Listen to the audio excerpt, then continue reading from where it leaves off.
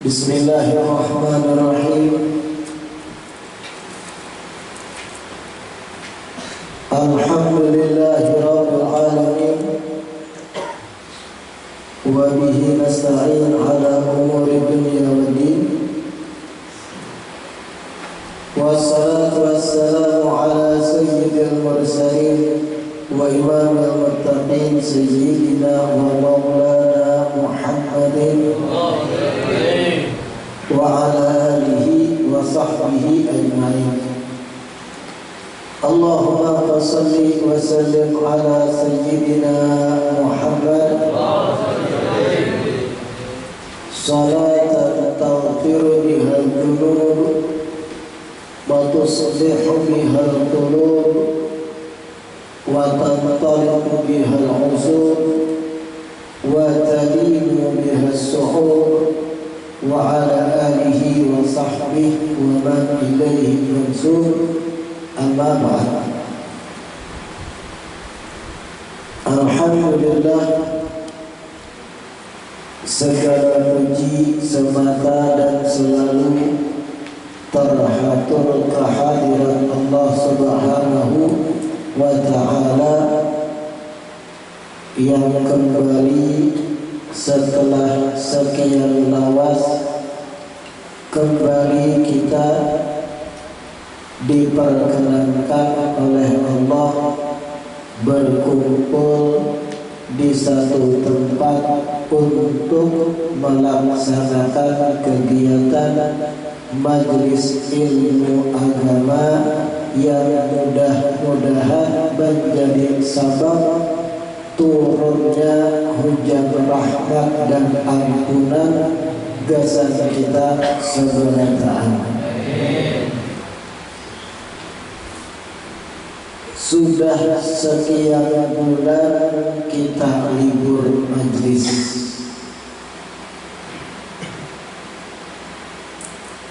Empat bulanan hampir kegiatan majelis kita kada dijalankan.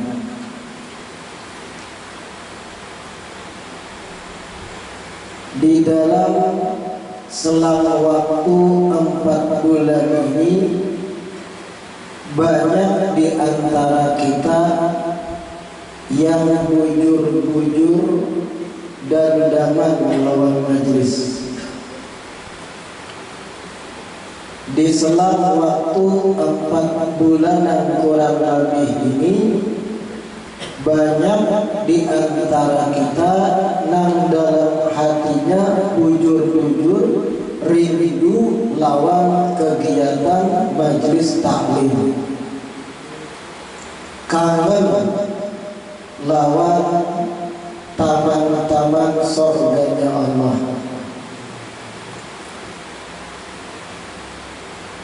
Rasa rindu kita, rasa dan daman kita terhadap hadir majelis itu, kalau jujur, kalau betul-betul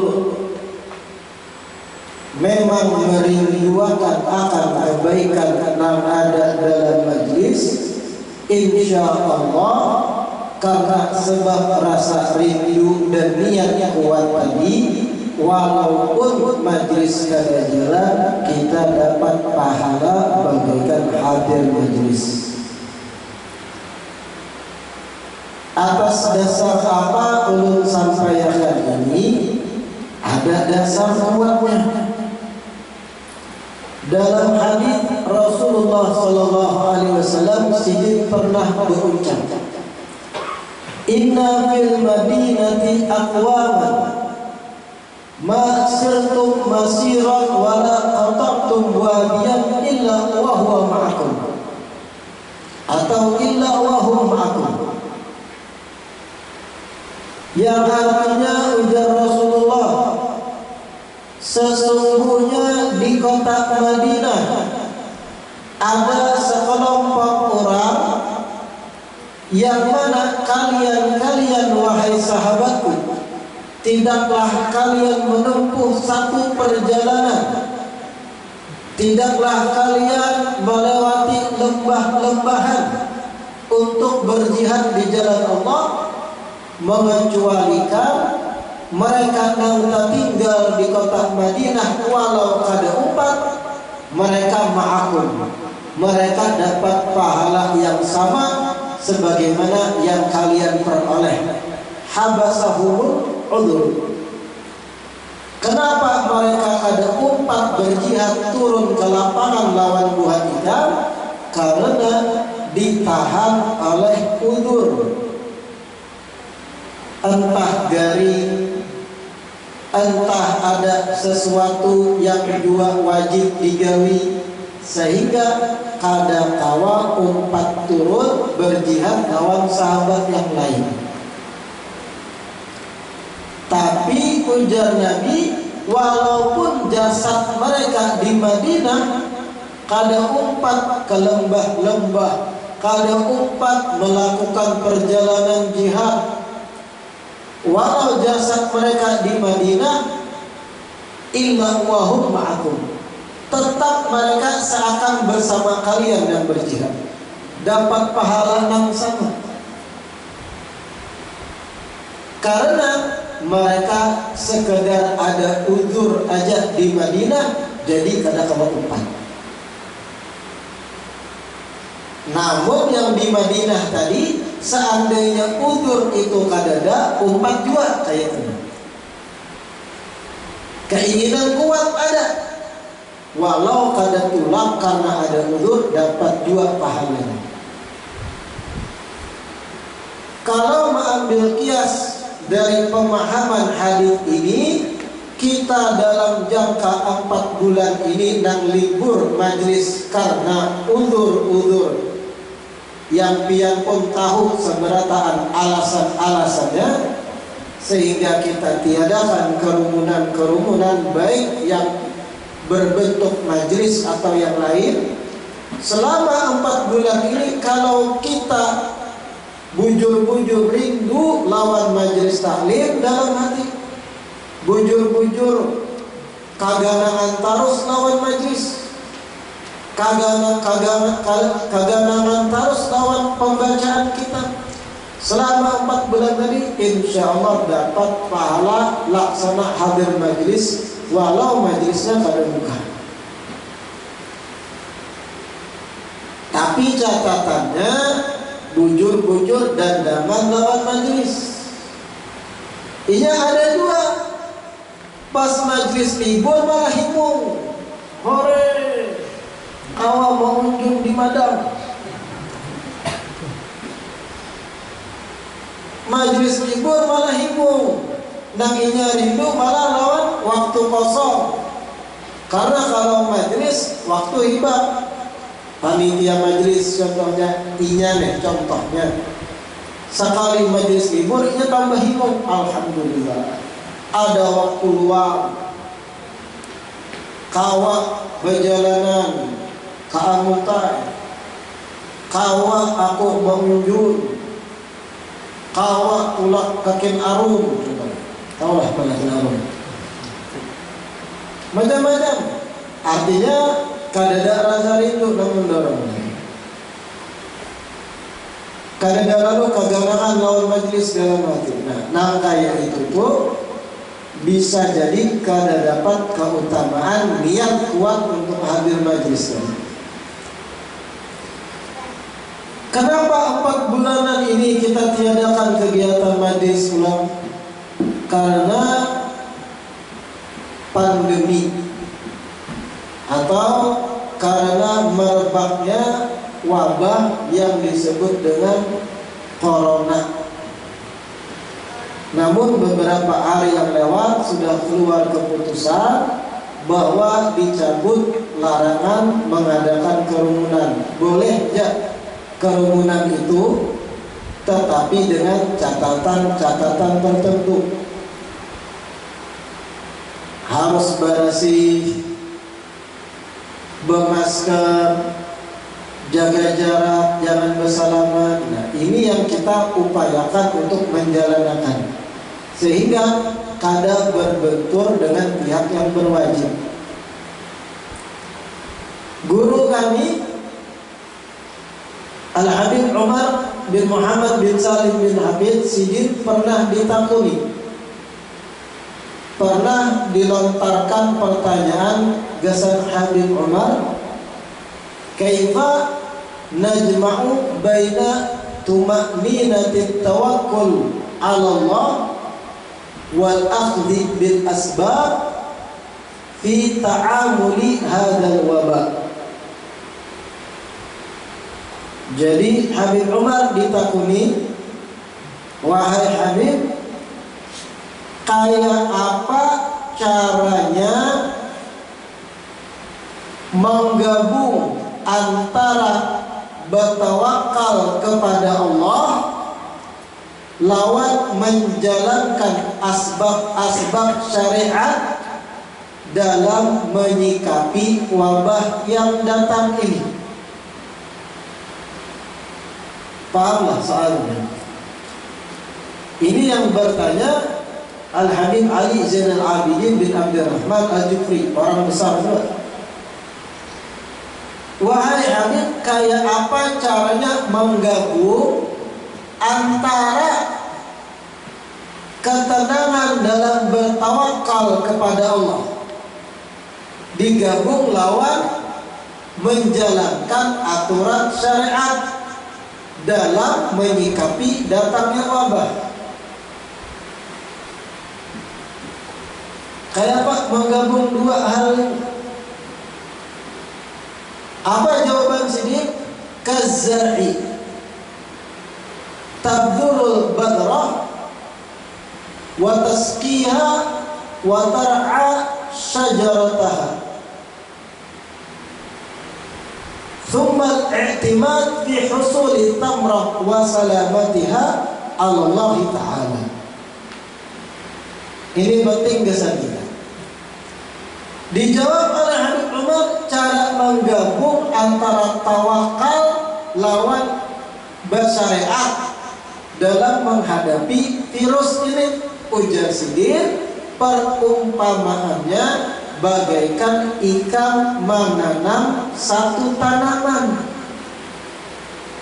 Ikan ambil bibitnya, ikan tanam ke tanah, ikan sirami, kemudian tumbuh, ikan jaga batang yang sudah tumbuh, kemudian urusan inya berbuah atau kada, urusan kualitas buahnya baik kadanya, manis masamnya, itu kita kembalikan kepada Allah Subhanahu wa Ta'ala. Adapun proses mengambil bibit, menanam, menyiram, dijaga dari hama dan lain-lain, itu proses perumpamaan bersyariatnya. Harus ada juga langkah syariat, maksud Habib Umar dalam menyikapi wabah ini. Ada kawan langsung tawakal aja, ada kawan wah penyakit Allah juga akan menangkis dan mengangkatnya, mbahnya ini kada bersyariat sama sekali, mati. Nah ini kadang-kadang ada kawan langsung tawakal tanpa menjalankan langkah syariat. Bagaikan ikan menanam satu tanaman, ikan ambil bibit, ikan tanam, ikan siram, tumbuh pohon batangnya, ikan jaga batangnya tadi, urusan berbuah kadanya, urusan kualitas buahnya manis atau kada dan yang lain, itu sisi tawakal kita. Kita serahkan pada Yang Maha. Artinya gambaran jelasnya untuk kasus kita saat ini dalam menyikapi wabah, jalankan syariat menjaga kesehatan. Kalau sudah diberi pengetahuan bahwa wabah ini, virus ini sifat menularnya itu dari droplet atau dari cairan, entah dari batuk, dari wahid, itu pun kalau orang yang sudah pasti kena. Artinya dengan bersyariat menutup hidung dan mulut, kada bersentuhan lawan orang yang sudah pasti positif, itu cara bersyariatnya. Urusan selamat keadaannya setelahnya, itu sisi tawakal kita pada Allah. Kira-kira kalau dipahami ya? Itu pun kalau virusnya memang ada. Itu pun kalau memang sudah sampai ke kampung kita. Ini titik beratnya Bang, karena kita kadang melihat, tapi tidak salahnya mengumpati arahan aparat.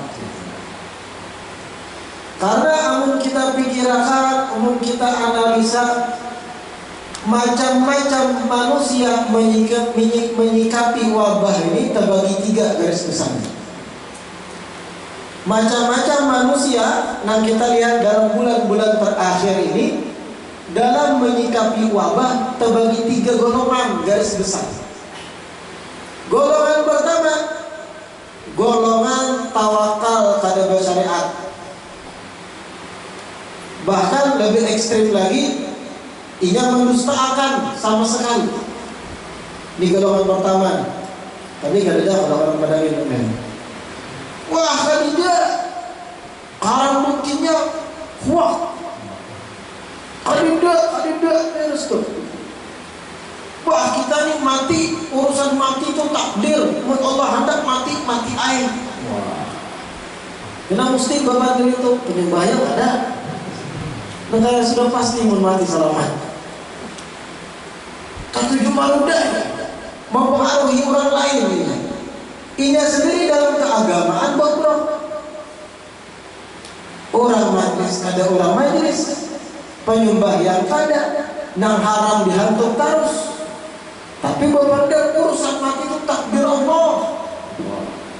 Kalau itu hok aja nih, mendustakan sama sekali, langsung kisah bertawakal. Ini pertama.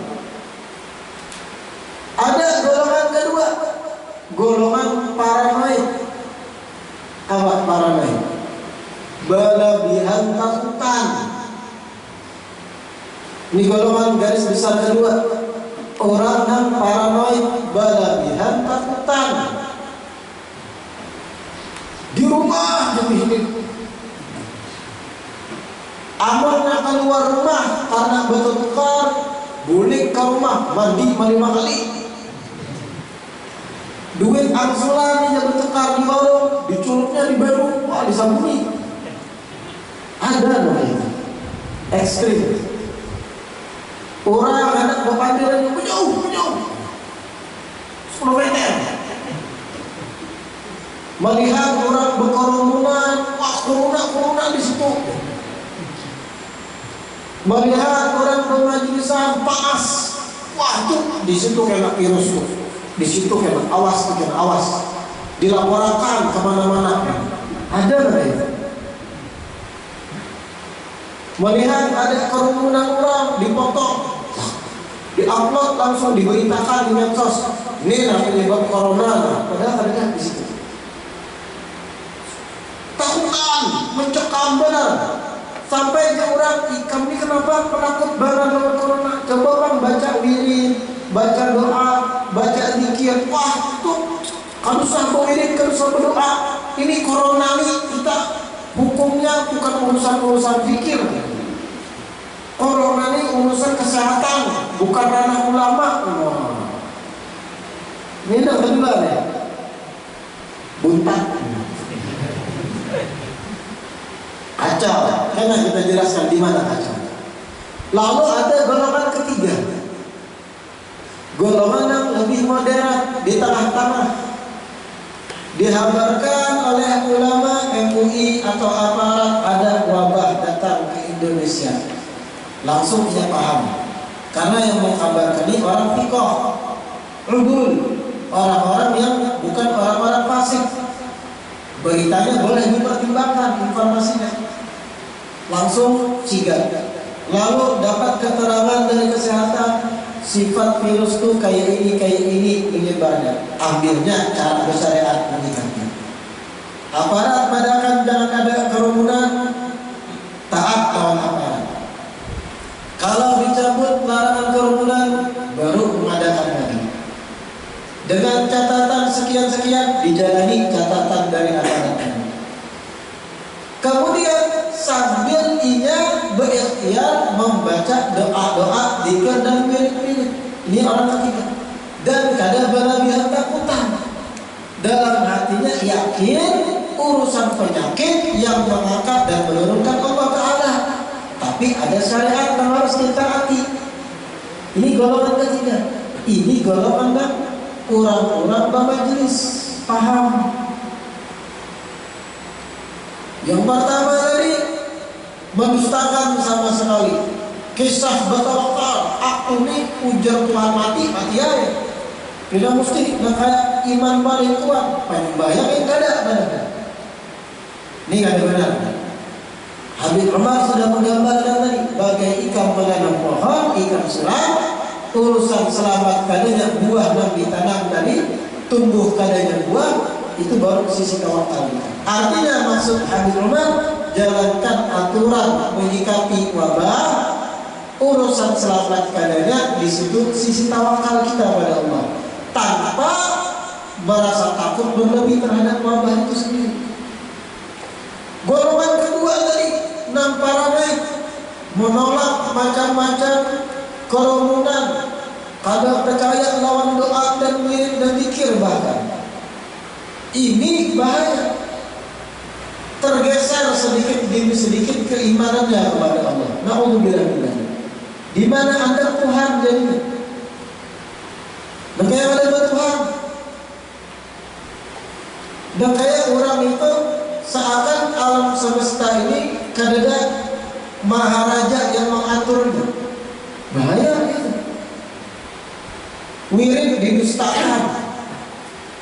Ada ulama mengatakan ini zikir khasiatnya mencegah dari bencana, mencegah termasuk wabah dan sebagainya. Ini akan dipercaya.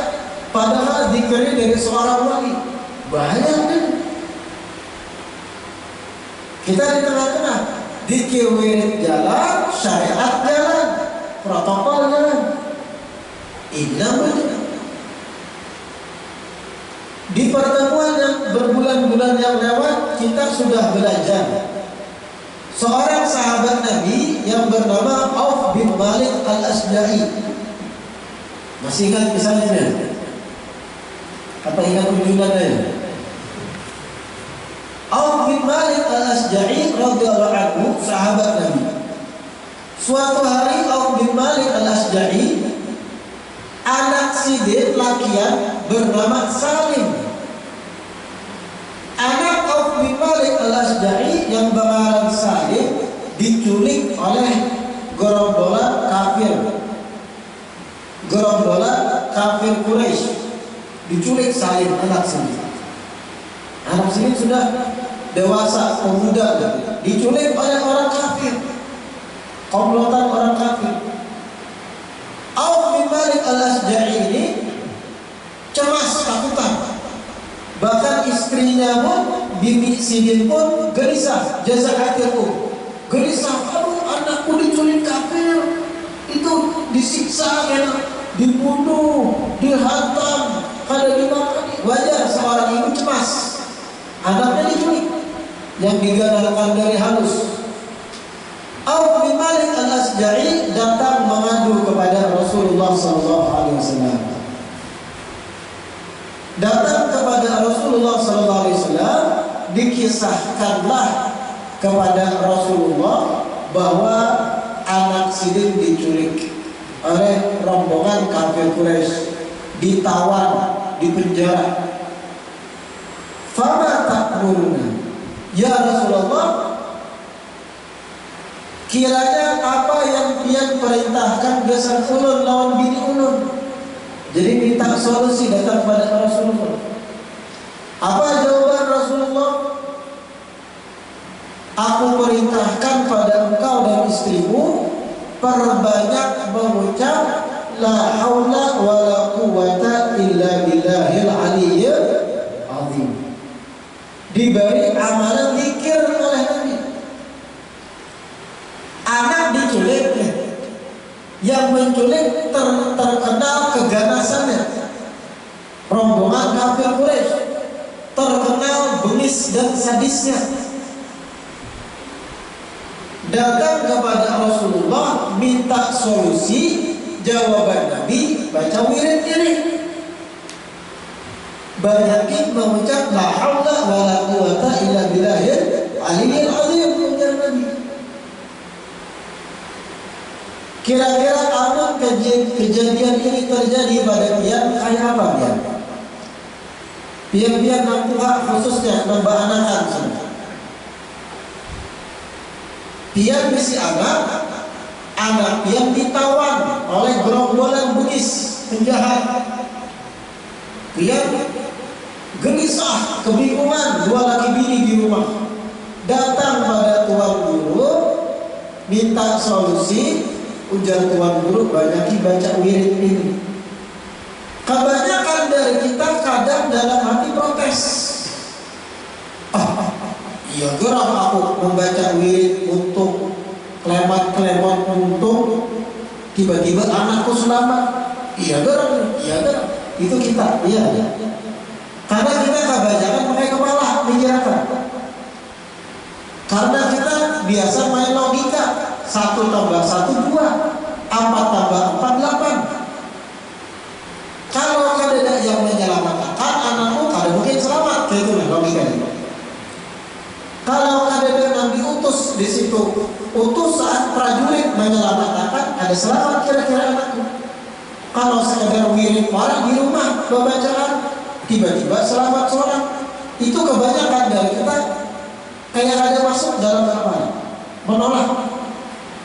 Auf bin Malik al-Asja'i radhiyallahu anhu datang pada Nabi ma'adu. Ujar Nabi, banyaki baca la haula wala quwata illa billahil aliyyil azim. Banyaki baca itu, ujar Nabi. Bulik Auf bin Malik al-Asja'i ke rumah. Dikabarkan pada istri Sidin. Istri Sidin bertakun, apa yang diperintahkan Rasulullah? Ujar Auf bin Malik, Rasulullah memerintahkan aku dan ikam wahai istriku perbanyak membaca la haula wala quwata illa billahil aliyyil azim. Apa jawaban bini Sidin? Apakah bini Sidin berontak? Tadinya kan bini Sidin gelisah, ampun, ada karuan rasa karena anak diculik. Datang suami Sidin kepada Nabi, bulik membawa kabar, ditakuni apa yang diperintahkan Nabi. Ujar Auf bin Malik, istriku, kita diperintah banyak baca la haula wala quwata illa billahil aliyyil azim. Apa jawaban istri Sidin? Ni'mat ma amarna bihi. Disambut dengan antusias oleh si istri. Ini istri yang luar biasa, kemudian bini kita ini mereka. Kurang nyaring kan? Tak tutup masker. Ni'mat ma amarna bihi, ujar istri. Apa yang sudah diperintahkan Rasulullah sebaik-baiknya yang harus kita laksanakan. Itu sudah solusi terbaik. Ada banyak kandir berbini, kalau bang berucap itu aja lah. Ini istri-istri zaman now itu, yalah bakal. Kayak itu aja lah. Mana bisa selamat anakku berzikir warak. Itu istri-istri wahimi kadang pakai kepala mikirkan. Berbeda dengan istri sahabat. Ni'mat ma amara Nabi. Itu sebaik-baik perintah. Ayo kita banyak baca la haula wala quwata illa billah. Amal istri-istri kita kadang bisa menyahut. Jangannya Rasulullah memerintahkan sahabatnya, Sayyidina Umar mentagana tangan supaya menyelamatkan anak kita. Atau jangannya Nabi membentuk pasukan ratusan jumlahnya dipimpin Khalid bin Walid, panglima perangnya, supaya anak kita diselamatkan. Itu mungkin kita berpikirnya. Ini kan Nabi banyak baca wirid ini diasih, diikuti, diraga, fisik-fisik, dibaca dua lagi di rumah. Dibacalah la haula wala quwata illa billahil aliyyil azim sebanyak mungkin oleh sepasang suami istri Auf bin Malik dan istri sendiri. luar logika yang terjadi. Sistem ilahi yang berbicara, sistem Sang Maha Besar yang bergerak setelahnya.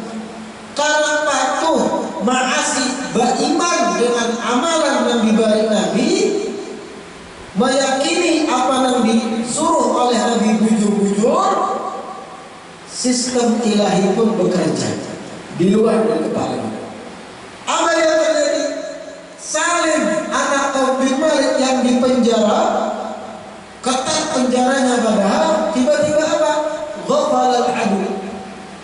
Sipir penjara yang menjaga ruangan Salim tiba-tiba ghafal, lalai. Kenapa lalai? Entah kenapa, Allah yang berkehendak. Bisa jadi lalai gara-gara malam semalamnya begadang kalawasan di pos main kartu gitu. Kalawasan ya begadang semalaman di gardung, ibak keratindeng telinga begadang, ngantuk, siang jaga penjara lalu teguring. Bisa jadi Allah menghendaknya. Intinya bakalan adu jauh di tempat daripada rumahnya Auf bin Malik. Jadi penjara anaknya Salim, penjaga penjaranya tiba-tiba lalai seorang, teguring ngantuk, kalawasan main game online kan. Akhirnya Salim dengan leluasa keluar dari penjara, hawa bebas. Setelah keluar penjara, bahkan apa? Ribuan kambing akun kafir Quraisy. Ini dijelaskan saat itu terjadi perang antara orang Islam dan orang-orang kafir. Dalam perang yang berkecamuk, harta orang kafir itu disebut harta ghanimah. Kafir harbi kan? Jangan kemudian dia jadikan dalil berarti orang kafir manapun hartanya halal. Haram. Ini terjadi perang nih maksudnya ceritanya. Kalau terjadi perang antara orang Islam dan orang kafir, nah di situ harta orang kafir disebut harta rampasan perang namanya ghanimah. Halal buat orang Islam. Dikembalikan ke Baitul Mal. Apa Baitul Mal? Satu semacam yayasan, bukan yayasan, satu semacam bagian dari kepemerintahan Islam yang sifatnya menampung seluruh harta orang Islam dari hasil perang dan yang lain, zakat dan sebagainya. Salim tadi keluar dari penjara karena penjaganya lalai. Ada ribuan kambing orang kafir Quraisy digiring oleh Salim, dikukur, tahu dikukur? Tapi kambing nggak ada dikukur, itu ayam di rumah. Digiring, kenapa mengiring kambing itu yang pengalaman bisa? Pokoknya digiring, dihalau. Ayo kambing, ayo, 4 tahun. Ribuan kambing mau mengobati Salim, dibawa oleh Salim sampai Madinah. Salimnya selamat, dapat bonus lagi ribuan kambing orang Islam. 4.000 kambing disebut dalam riwayat itu. Banyak ada 4.000 kambing. Siku kambing berapa men? Aku nyanyi Yakub saja. Kali 4.000. Bayangkan 100 kambingnya ibak pada ini. Sana kemari ibak pakai kambing orang 100. 4.000. Dikirim oleh Salim dan Zaitun mau Allah nambahkan. Akibat abah nawan umahnya taat pada Nabi, percaya dengan wirid, percaya dengan zikir, khasiat zikir. 4.000 kambing dikirim.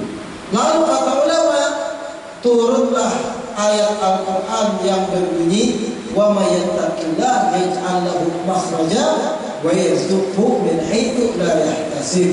Barang siapa yang bertakwa kepada Allah, Allah akan berikan padanya jalan keluar dan Allah akan berikan rezeki dari arah yang tidak diduga-duganya. Karena Auf bin Malik dan istri bertakwa pada Allah dalam arti ragam fisik dengan perintah Rasulullah, taat dengan perintah Rasul sallallahu alaihi wasallam, kada protes dalam hati sedikit pun, kada i'tirad dalam hati, digawi amalan yang diberi oleh Nabi, Allah anugerahkan anak sidin selamat. Sudah selamat bonus 4.000 kambing. Razaqahu min haitsu la yahtasib, diberikan rezeki dari arah yang kada diduga. Nah, ini termasuk dalil yang melajari kita jangan meremehkan wirid, jangan meremehkan zikir, doa.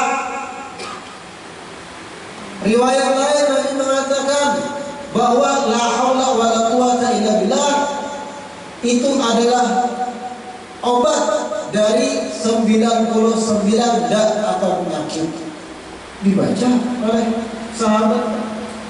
Bahkan sahabat yang lain, Sayyidina Khalid bin Walid, wani menabuk racun, mengampuh luar biasa, semata membuktikan iman sidin kuat agar orang kafir yang melihat masuk Islam. Ada berpengaruhnya racun tadi ditanggung oleh Khalid bin Walid. Kenapa? Keimanan dan menjawab. Nah, ini tadi kita jangan masuk kelompok pertama, jangan masuk kelompok kedua, kelompok ketiga. Tawakal jalan, syariat jalan, seimbang. Jangan kelompok pertama kisah ahli tawakal pada kerampuk muara. Jangan kelompok kedua terlalu berlebihan takutan atau istilahnya paranoid, lalu menolak semua yang berkaitan tentang amalan-amalan akhirat. Kalau percaya lalu dengan amalan-amalan ini, bahaya keimanannya itu tergeser. Jadilah kelompok ketiga. Apa? Jalan sisi syariat, jalan tawakal. Nah, ini yang coba kita jalankan. Nang pinak sasak, hilang masker untuk makan itu. Ulun juga lihat sasak tuh. Karena harus boleh. Salah satu caranya jangan ada kontak fisik secara, apalagi kontak fisik antara laki dan binian, bukan mahram, jangan. Kira-kira bisa dipahami itu. Jadi kita jalankan syariat sebagaimana para pakar kesehatan mengatakan, cara memutus rantai wabah ini dengan kita pakai masker, menghindari kontak, jaga jarak. Ayo kita jalani. Walaupun kebanyakan hati kita mendustakan rambutnya wabah, jalankan aja syariat ini. Sambil terus sampai kan jadi normal kayak biasa sebelumnya.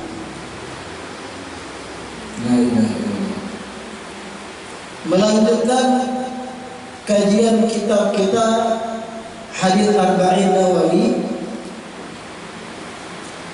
yang mana pertemuan yang terakhir kita sampai ke hadits yang ke-18.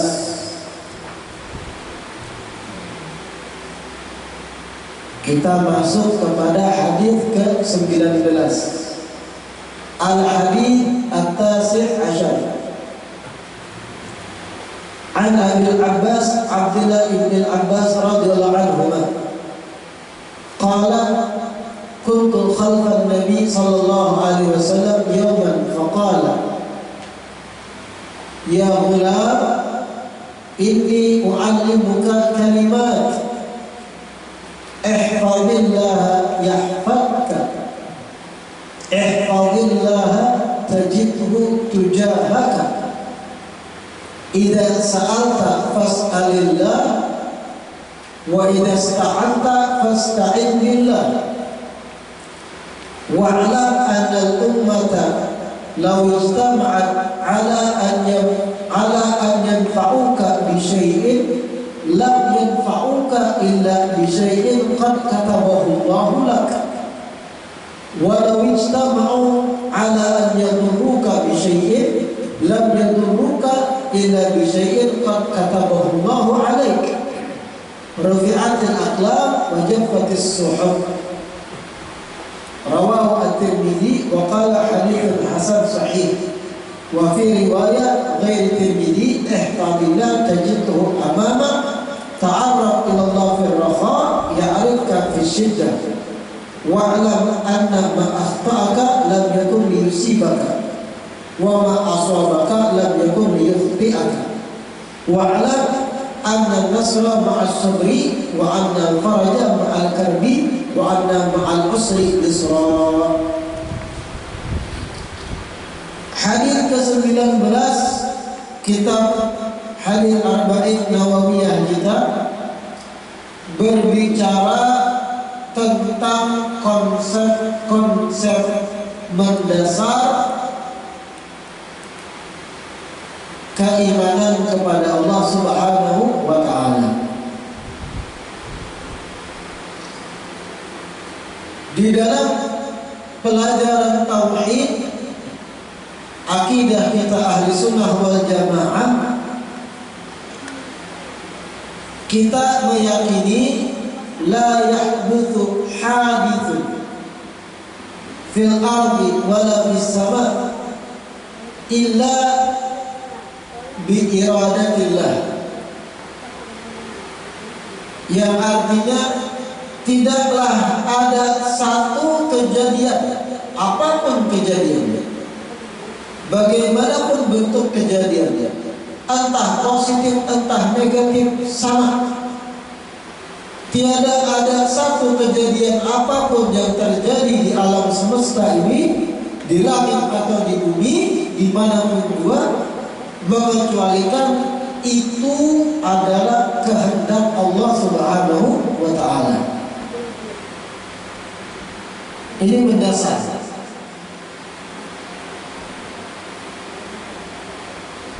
Bertolak dari akidah dasar tadi, termasuk tidak ada satu nikmat apapun yang sampai kepada kita, tidak ada satu pemberian apapun yang sampai kepada kita, kecuali itu semata kehendak Allah Subhanahu wa ta'ala. Ini dasar pemahaman kita, keyakinan kita ahli sunnah wal jamaah. Kemudian kembali ke hadis ini, diriwayatkan dari Abdul Abbas, Abdullah bin Abbas, sahabat Rasulullah sallallahu alaihi wasallam, sekaligus sepupu sekali Rasulullah. Hadis ke-19 ini diriwayatkan dari sepupu sekali Rasulullah yang umur sedikit jauh lebih anu dari Rasulullah. Siapa? Abdullah bin Abbas. Abah Siddiq ngarannya Abbas, paman Nabi, adik oleh kuitan Rasulullah sallallahu alaihi wasallam. Kuitan badang sanak lawan Rasulullah. Jadi Sayyidina Abdullah bin Abbas bersepupu sekali lawan Nabi, tapi jarak umur jauh. Karena Sayyidina Abbas paman Nabi pun lawan Sayyidina Abdullah abah Rasulullah itu jauh jarak umur sedikit.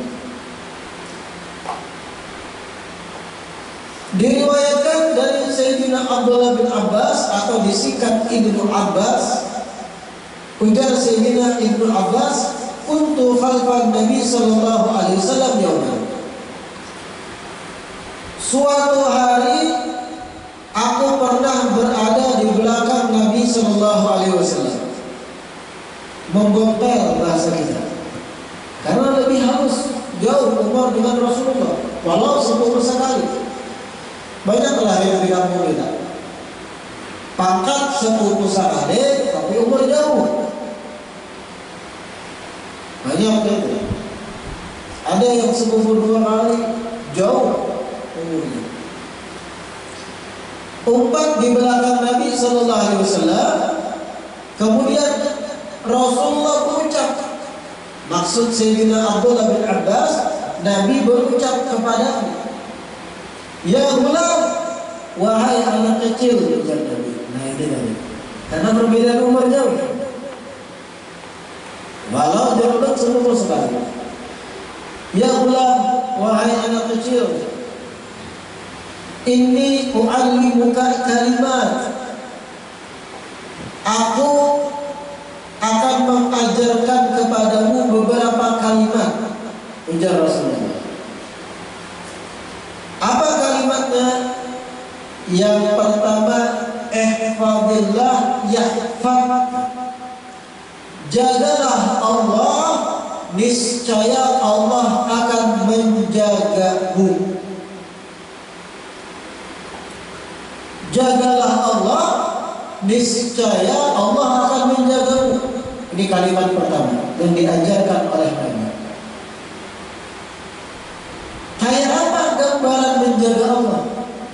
Apakah Allah harus dijaga? Kayak apa gambaran menjaga Allah ini kayak apa? Justru kita minta jaga oleh Allah. Lalu kayak apa perintah ihfadillah, jagalah Allah? Nah ini butuh penafsiran, harus disyarahkan. Jangan kemudian pian mengira Allah berhajat dengan kita. Jangan pian kemudian mengira Allah itu berhajat dengan makhluk. Allah ada kebutuhan lawan makhluknya, ada. Kita yang butuh kepada Allah. Lalu kayak apa maksud jagalah Allah? Maksud jagalah Allah di sini ujar ulama, jagalah olehmu aturan-aturan yang Allah wajibkan kepadamu. Nah ini pentingnya belajar dulu. Aku yang membaca hadis ini pakai terjemahan warak, kada betapun lawan yang belajar syarah-syarahnya bisa tak salah paham. Menjagai Allah Ta'ala jangan diolah pos kembali. Maksud menjaga Allah, jagalah olehmu aturan-aturan yang sudah Allah wajibkan padamu. Jagalah syariat yang Allah haruskan untuk engkau kerjakan. Artinya menjaga Allah di sini kita menjaga diri kita agar terus di atas rel aturan-aturan yang sudah Allah tetapkan pada hamba-hambanya yang beriman. Allah tetapkan wajib dalam sehari semalam sholat 5 waktu. Jaga Allah dengan menjaga aturan wajib tadi, gawi sholat 5 waktu. Allah mengharamkan mata kita melihat wanita-wanita bukan mahram kita dengan syahwat. Jaga mata kita, jangan jelalatan maitihi binian bahimah. Allah perintahkan jaga lisan kita. Ada aturan berisi ilat itu. Kada boleh memanggil sembarangan, kada boleh menggibah, kada boleh mencaci. Jaga ilat itu dengan menjalankan aturan Allah. Itu bentuk menjaga Allah di sini. Artinya, ihfadillah, jagalah Allah, jaga aturan-aturan yang sudah Allah tetapkan padamu. Itu bentuk kita menjaga Allah. Apa yang akan kita dapat? Yahfadka, majzum, jawab syarat dari fi'il amal. Niscaya Allah akan menjagamu, jaminan dari Rasulullah. Ikan jaga Allah dengan menjalankan aturan-aturan Allah, bujur-bujur, Allah akan menjaga ikan. Kayak apa? Di dalam bab fikih atau di dalam pembahasan fikih ada kitab yang terkenal, kitab Matan Abu Suja. Kitab Matan Abu Suja itu disyarahkan dengan Fathul Bari, dihasiakan dengan Hasyiah Bajuri dan sebagainya. Pengarang kitab Matan Abu Suja itu termasuk ulama yang dikenal tuha umur sidin, umur senja, tapi anggota tubuh sidin kayak orang masih anum.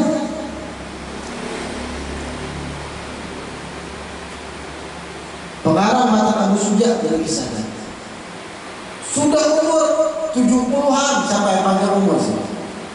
Tetapi di umur senja itu anggota tubuh awak dan sebagainya ini kayak masih umur 30-an.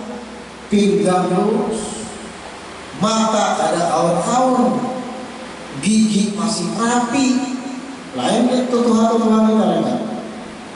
Terus kan ketawa di depan diilang rokam.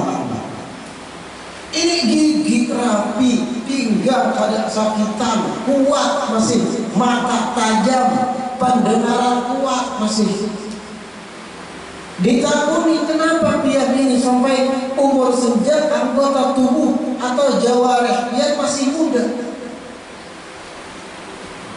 Ternyata Sidin mengatakan barang siapa yang di masa mudanya menjaga Allah, Allah akan jaga ia di masa tuanya. Ini diambil pemahaman dari hadis ini sama. Barang siapa ujar Sidin menjaga Allah di masa mudanya, waktu masa mudanya kada layau-layau, kada hungang-hungang, kada mencal-mencal, menjaga dari yang haram masa mudanya, mata dijaga, telinga dijaga, mulut dijaga, awak dijaga, kada dibawa kepada tempat yang haram, kada memakan yang haram yang syubhat. Pandangan dipakai ke sandang baik-baik aja waktu anu. Saat tuanya Allah jaga kembali, anggota tubuhnya Allah mudahkan. Fadilah yahfadka. Ini kan. Tapi bukan berarti untuk memadahkan yang Tuhan sekarang ini hukum berarti anunya nakal ada. Kalau itu maksudnya. Tapi ini gambaran yang terjadi pada ulama terdahulu. Betul kan? Gambaran. Jadi perlu digarisbawahi tadi, ihfazillah, jagalah Allah, jangan diartikan secara tekstual, sesuai teks. Anda harus ditunjang dengan penjelasan. Ihfazillah tajidhu tujahak. Dilanjutkan oleh Rasulullah melajari sepupu sekali Sidin, jagalah Allah, niscaya engkau akan dapati Allah ada di hadapanmu. Kayak apa nih kamu? Jagalah Allah, engkau akan dapati Allah di hadapanmu. Kita menjaga Allah, tiba-tiba Allah di hadapan kita ya. Ada ayat itu tentunya. Karena Allah tidak bertempat. Tempat itu makhluk. Sedangkan sifat wajib Allah dari sifat 20 qiyamu bi nafsi, ay la yahtaju ila syai'in min makhluqatih. Kada berhajat dengan sedikit pun dari ciptaan Anda sendiri. Lalu bagaimana kita dapati Allah di hadapan kita? Jagalah Allah, jagalah aturan-aturan Allah, niscaya engkau akan dapati pertolongan Allah di hadapan kita. Lebih simpel. Engkau akan dapati bantuan Allah di hadapan. Bujur-bujur ikan jalan akan aturan Allah Ta'ala. Syariat zahir, syariat batin dijalankan. Aturan zahir, aturan batin dijalankan. Hati bersih, anggota tubuh jauh dari dosa. Niscaya ikan akan dapati bantuan Allah di hadapan dia. Dan ini terbuktikan oleh sahabat-sahabat Nabi. Sahabat Nabi Sayyidina Abdullah bin Umar, anak dari Sayyidina Umar. Suatu hari Sayyidina Abdullah bin Umar ini melakukan perjalanan safar. Tiba-tiba di tengah jalan ada sekelompok manusia hadawani berjalan. Stop gitu di tengah jalan. Ditakuni oleh Sayyidina Abdullah bin Umar, kenapa ikan ini berhenti di sini? Dijawab oleh sekelompok orang tadi, asadun fitri yu'dini. Ada singa di tengah jalan. Kalau kami lewat, kalau bina kami dihantamnya, diterkamnya. Sayyidina Abdullah bin Umar turun dari tunggangan Sidin, dipanangi Sidin singa. Sorangan. Para di Sidin, talingan singa dijewer sini, apa kita bahasa kita jewer? Dijinjit, jinjit sini, dikitar sini pada jalan, kalau dikitar, digeser, jauh ya, sehingga begini tuh, pada singa. Nah ini gambaran termasuk fadilah tajidhu tujahak. Jagalah Allah, jaga aturan Allah, jalankan syariat, kuatkan keimanan, jadilah kekasih Allah. Ikan akan dapati pertolongan Allah di hadapan kita. Makhluk yang lain apapun dia takutan. La ilaha illallah.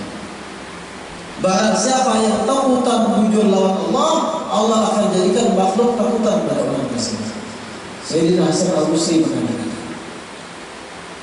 man khafa Allah, akhafa Allah minhu kulla syai'. Sayyidina Hasan Al-Basri, barang siapa yang bujur takutan lawan Allah, segala sesuatu akan takutan diulah Allah pada orang tersebut. Ia bujur-bujur dalam hatinya takutan lawan Allah Ta'ala, mendarah daging rasa takutnya. Orang lain melihat dia takutan, ada wibawanya orang.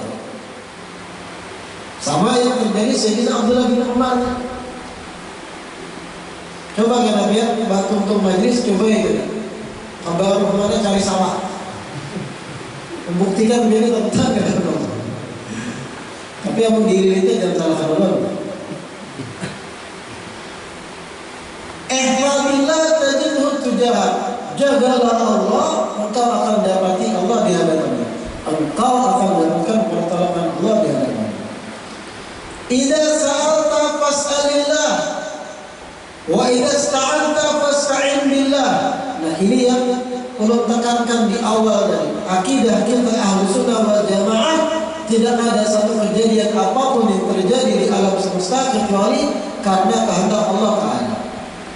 Idza sa'alta, ujar Nabi pada Sayyidina Abdullah bin Abbas, wahai anak kecil, apabila ikam ingin meminta, ikam hendak meminta sesuatu, fas'alillah, maka mintalah kepada Allah. Wa idza ista'anta fasta'in billah, dan apabila engkau ingin minta tolong, maka minta tolonglah kepada Allah. Kayak apa gambarannya ini? Apakah kemudian saat pian balik ke rumah hendak makan, tapi kalau biasa mengaut nasi, biasa dikautakan bini, ya Allah kautakan nasi, karena meminta pada Allah. Apakah saya itu prakteknya? Nah, itu insya Allah penjelasannya kita lanjutkan pertemuan selanjutnya supaya perasaan. Dan sedikit diumumkan, insya Allah kegiatan Majelis Ta'lim kita Ba'alawi di Padamin kita ubah pola waktunya, yang tadinya 2 minggu sekali jadi seminggu sekali. Jadi sebulan atau 4 kali, seminggu sekali. Artinya malam Rabu akan datang, insya Allah kegiatan kita lanjut lagi. Mudah-mudahan yang disampaikan hari ini bermanfaat, dan mudah-mudahan kegiatan majelis kita ini membawa kebaikan besar kita seberataan. Mudah-mudahan sebab dari kita membaca Raqibul Atas, Allah cegah, Allah jaga kita dari segala mara bahaya, musibah, wabah dan sebagainya. Amin ya rabbal alamin. Kita tutup dengan doa penutup majlis.